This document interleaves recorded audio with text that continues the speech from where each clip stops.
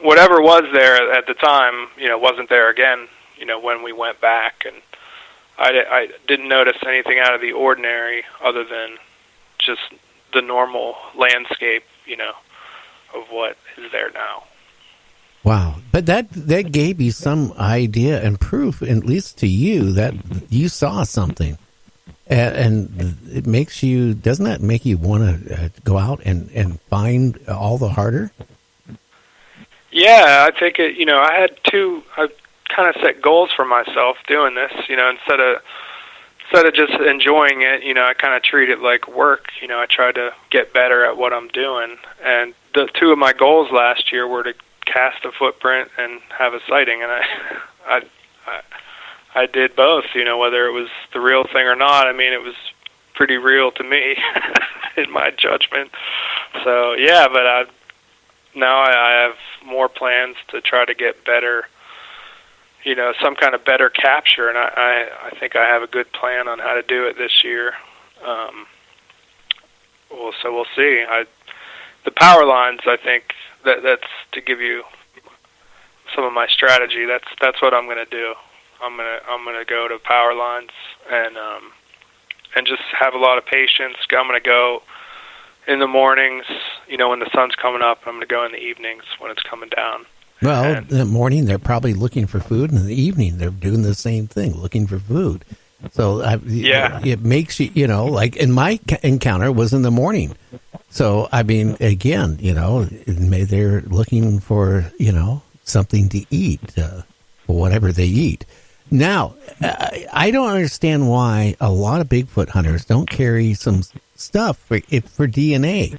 I've talked to a lot of Bigfoot hunters. I said, have you ever thought, when you see a footprint, to gather up some of the soil where the footprint is, or muddy soil, or whatever it is, put it in a jar and have it analyzed for DNA, because you can get DNA analyzed fairly cheap now. If they're out there barefooted running around and they're leaving footprints, they got to be leaving some type of trace of DNA. Yeah, you're right. And, I can explain that a little bit, my opinion of that situation. Yeah, please do. There's been a few studies where they've kind of there's two different camps, right? Well, say 2 or 3 different camps, but when you get into DNA, it starts to turn kind of political. One side is kind of more on the, is it an ape, and the other side is more, is it part human? So I think depending on what DNA you get and who you give it to might be a kind of strategic decision for you to make. And, I think the more the primate, or not primate, but, the ape side is more prevalent, I think, amongst the scientific community.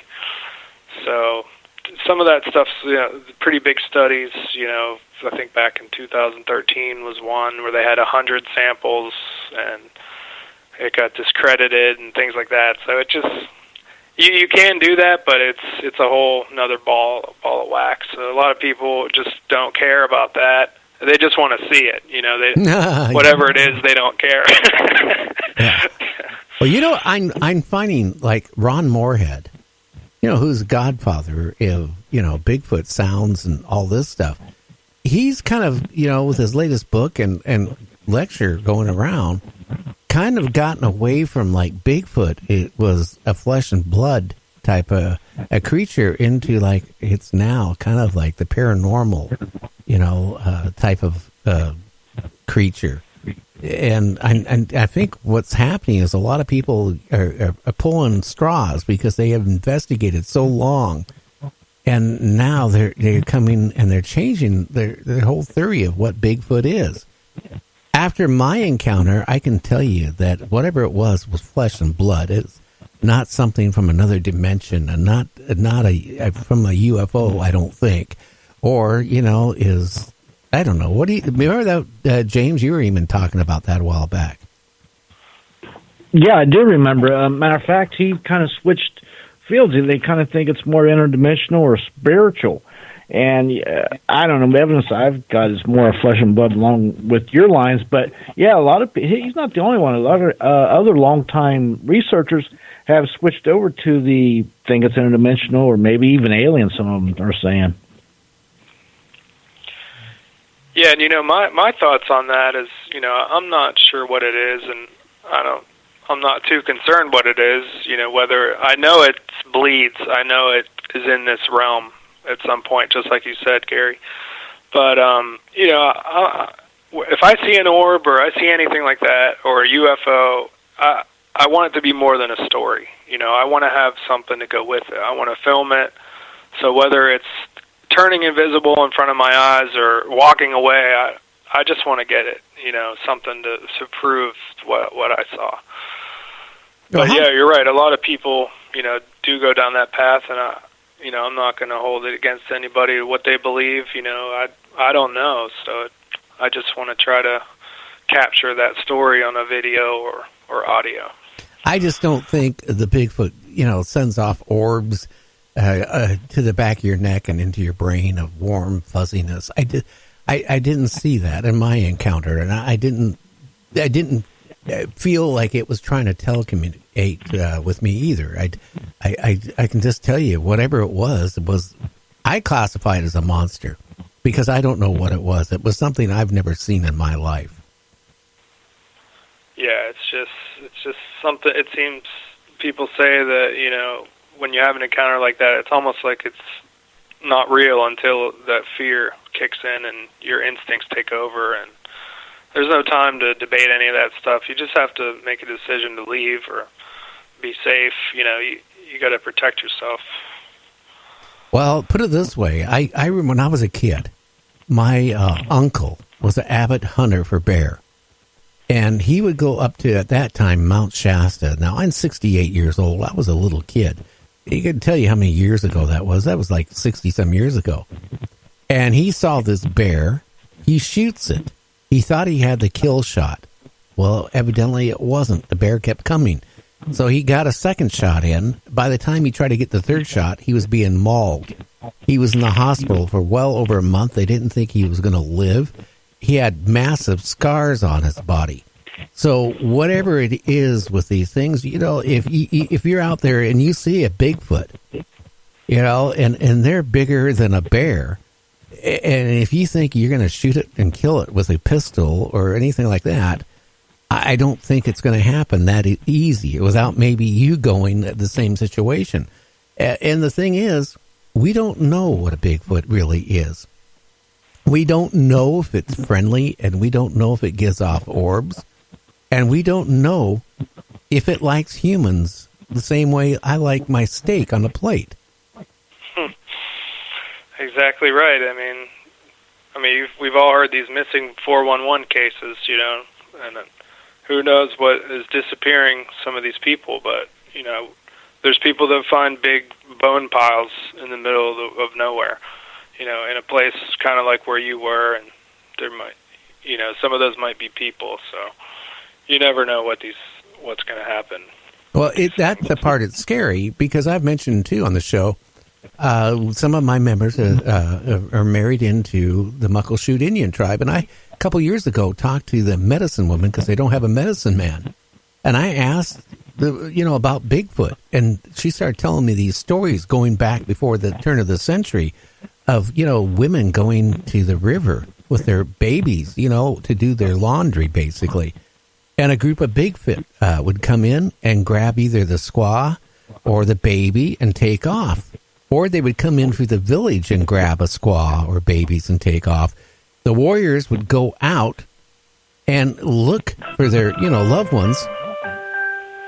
And what they find was, the remains. So whatever they are, and it's just not the Muckleshoot tribe. There's other tribes out there. It talk all the Pacific Northwest and probably even in your area. If you talk to them, they have all these rich stories about, Bigfoot.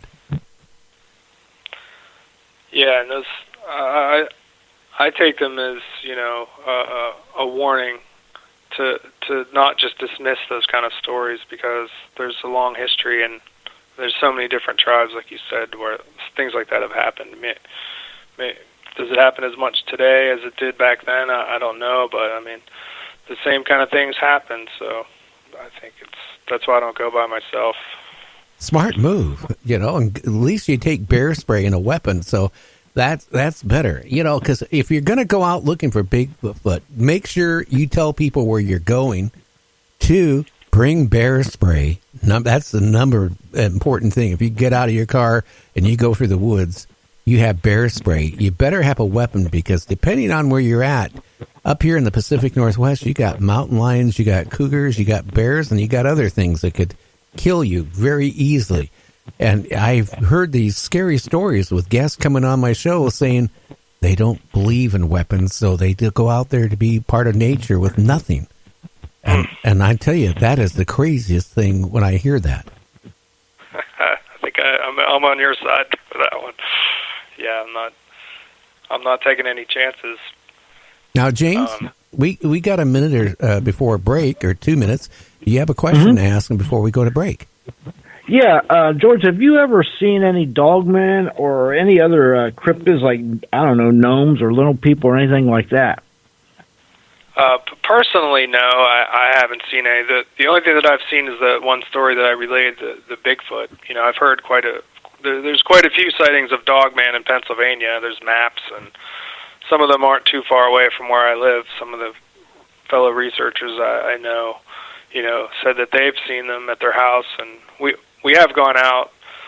I'm not sure what the difference is between a Dogman outing and a Bigfoot outing, but we went out kind of in the spirit of looking for Dogman once.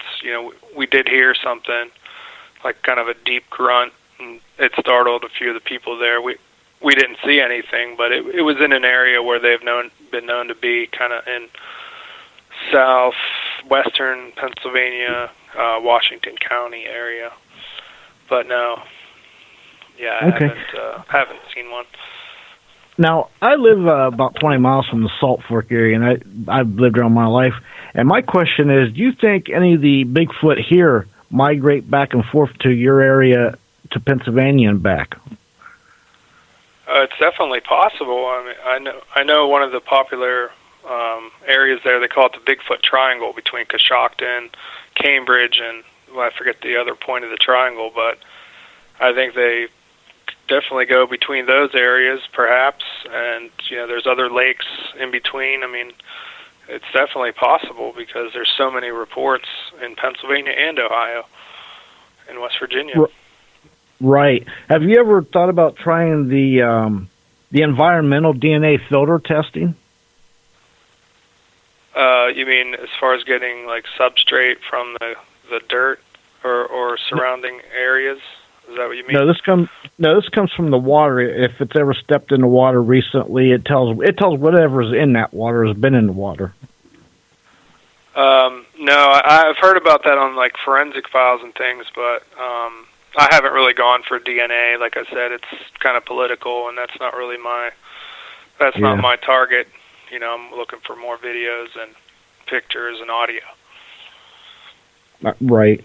And how about any correlation between... Okay, James, we need to go to a break. Sorry. So we'll be back, George, about 5 minutes after the hour. So you got to give you time to get a cup of Java, a cup of tea, or what have you. We'll be back with George Workman after the news. No need to wonder how or why they decide to make a connection with the bearer of life from the other side. It's a self-centered new world reflection. It's a one-way ticket for one hell of a ride. They're making a deal. Whether down at the crossroads or Hollywood and Vine, they're making a deal. Gonna have it all for a moment in time.